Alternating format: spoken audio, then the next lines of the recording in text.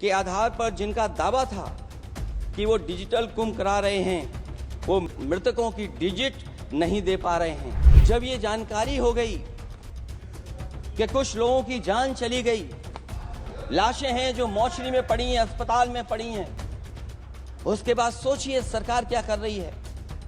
अपने सरकारी हेलीकॉप्टर में फूड भर करके फूलों को डालने का काम किया। सोचिए ये हमारी कहां की सनातनी परंपरा है। मैं जानना चाहूंगा सदन के माध्यम से। माननीय अखिलेश यादव जी।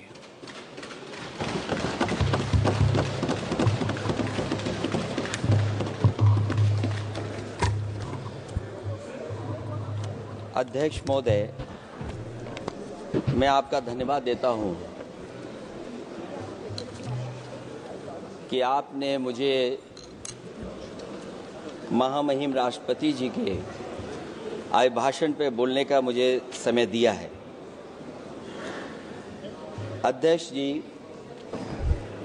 मैं सबसे पहले आपका अभिनंदन एवं अभिवादन करते हुए आग्रह करना चाहूँगा कि मुझे बोलने के लिए जो समय दिया है, मैं उसमें से 2 मिनट का समय महाकुंभ हादसे का शिकार लोगों की आत्मा की शांति के लिए खड़े होकर के मौन रखना चाहूँगा।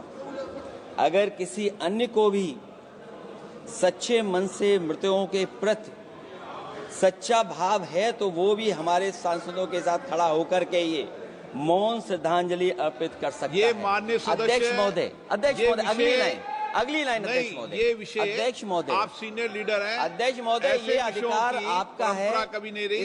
ये मैंने विषय मेंशन करते हुए भरोसा है इस विषय पर मौन कर दिया था, इसलिए अध्यक्ष का अधिकार है। हाँ, मैं वही अध्यक्ष महोदय, ये जो बात मैं शुरू कर रहा हूं, जहां मैंने मौन 2 मिनट के लिए श्रद्धांजलि की बात की है, ये अधिकार मेरा नहीं है अध्यक्ष महोदय, ये अधिकार आपका है। मुझे पूरा भरोसा है आप पर कि जब अभिभाषण की चर्चा खत्म हो रही होगी उस समय 2 मिनट का मौन श्रद्धांजलि जरूर दी जाए जो श्रद्धालुओं की जान गई है। नहीं अध्यक्ष महोदय, नहीं अभी 1 मिनट दे, आप लोग कुछ मत बोलो। नहीं कुछ नहीं। अध्यक्ष महोदय, अभी तो अध्यक्ष महोदय मैंने बात शुरू नहीं की है, और जिन लोगों को तकलीफ है और जिनको दुख होना चाहिए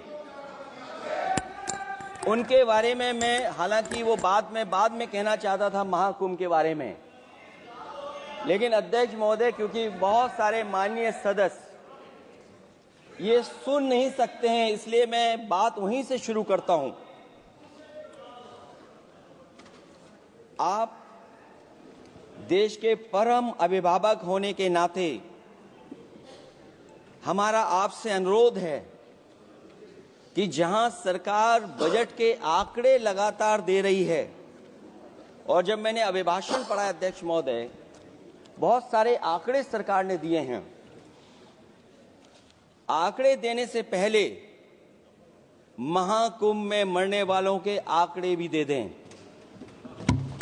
महाकुंभ की व्यवस्था के बारे में स्पष्टीकरण देने के लिए मेरी मांग अध्यक्ष महोदय, सर्वदलीय बैठक बुलाई जानी चाहिए। महाकुंभ आपदा प्रबंधन व खोया पाया केंद्र की जिम्मेदारी सेना को दी जाए।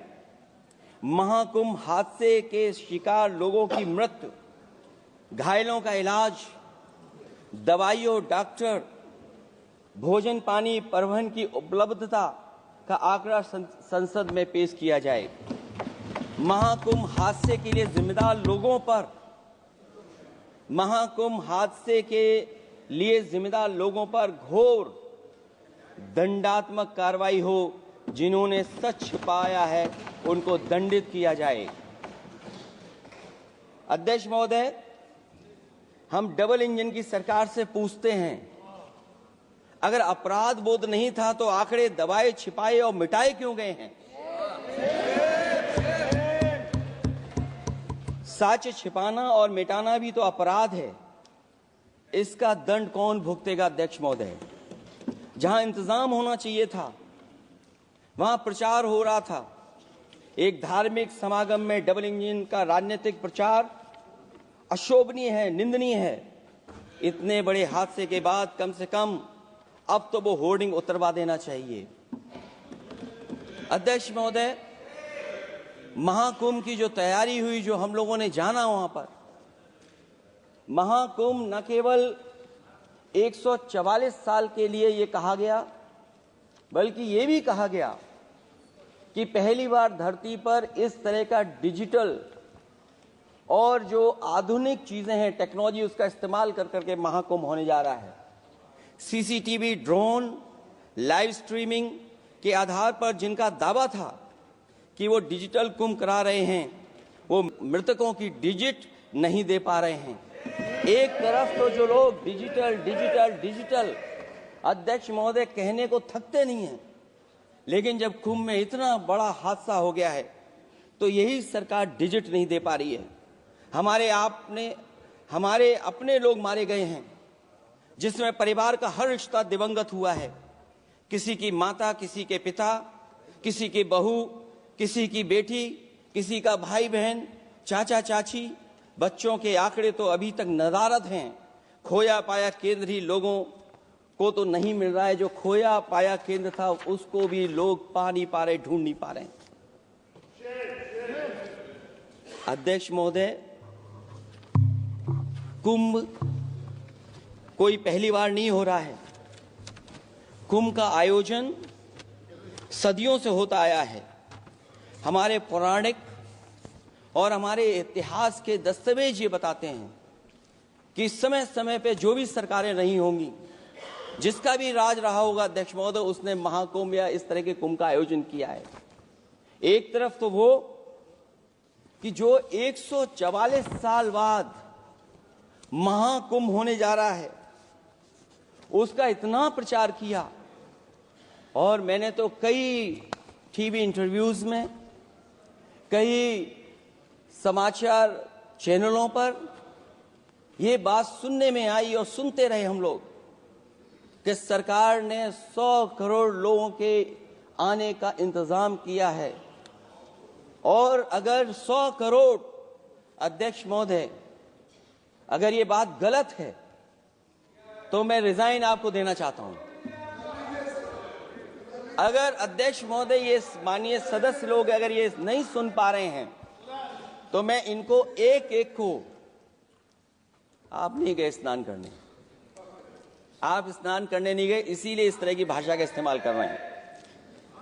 अध्यक्ष महोदय, ये कहा गया कि 144 वर्ष के बाद ये हो रहा है। जहां तक मेरी समझ और जानकारी कहती है, जो एस्ट्रोनॉमी और एस्ट्रो चीजों को समझते होंगे वो ये स्वीकार करते होंगे, जो भी कुंभ होता होगा वो 144 वर्ष के बाद ही होता होगा।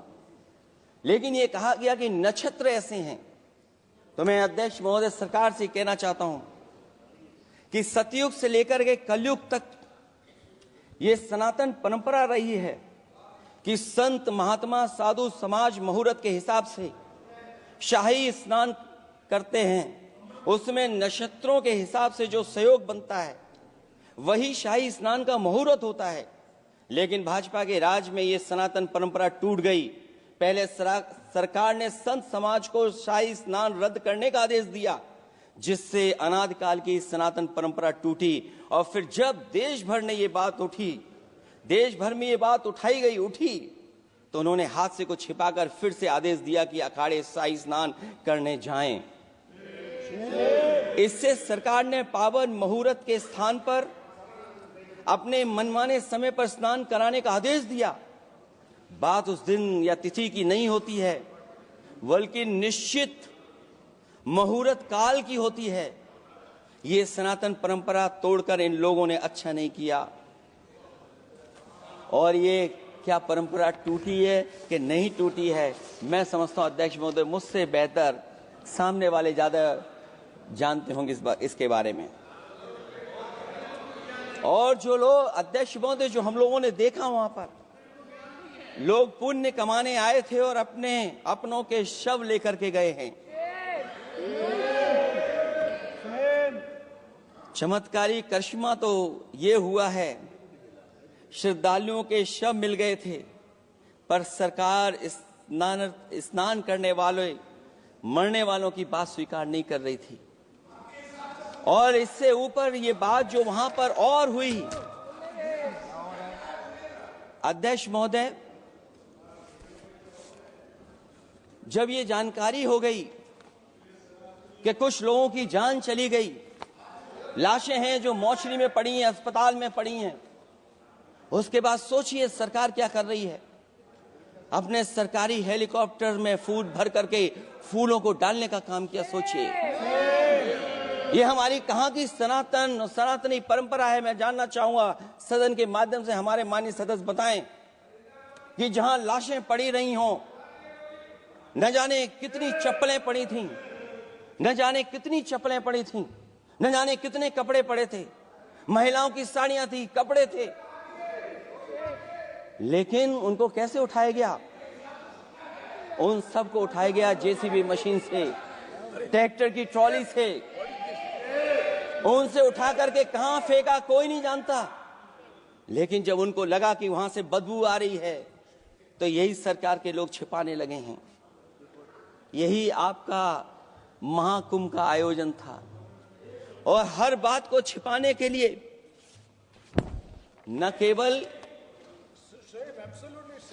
केवल ये लोग मीडिया का सहारा ले रहे हैं, मीडिया का सहारा लेते लेते सुनने में आया है कुछ दबाव और कुछ स्वीटनर भी दिए जा रहे हैं जिससे उनकी खबरें बाहर ना आ जाएं। और अगर अध्यक्ष मोदी ये बात सब गलत है मेरी, अगर ये बात सब गलत मैं कह रहा हूं, तो अभी तो नेता सदन को अभी भाषण देना है। और मैं ये बात और कहना चाहता हूं, आप अपने तरफ से जानकारी कर लीजिएगा। हमारे उत्तर प्रदेश के मुख्यमंत्री जी ने शोक नहीं प्रकट किया था। जब देश की राष्ट्रपति और प्रधानमंत्री जी ने शोक प्रकट किया, उसके बाद 17 घंटे बाद सरकार ने स्वीकार किया। अध्यक्ष मोदी, ये वो लोग हैं जो आज भी कोई सच्चाई स्वीकार नहीं कर सकते। इनका रास्ता क्या है मैं नहीं जानता हूं, कहां ले जाना चाहते हैं।